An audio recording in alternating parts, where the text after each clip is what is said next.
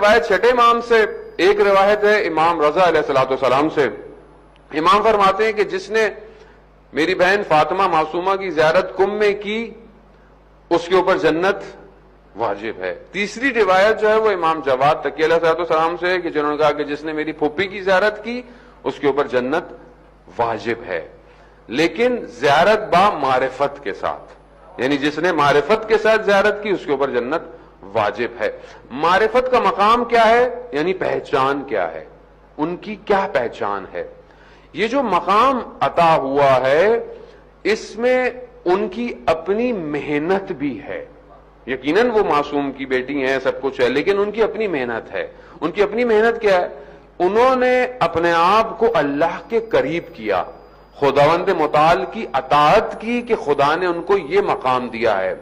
روایت ہے معصوم سے، چھٹے معصوم سے یا آٹھویں معصوم سے، کہ یہ بی بی ہمارے شیعوں کو قیامت میں شفاعت کریں گی۔ یہ آسان بات نہیں ہے، یعنی ایک خاتون تمام شیعوں کی شفاعت کریں گی۔ اور جو ہم زیارت میں جاتے ہیں تو زیارت نامے میں یا فاطمہ اشفعی لنا فی الجنہ، اے فاطمہ ہماری جنت میں جو ہے وہ شفاعت کیجئے گا۔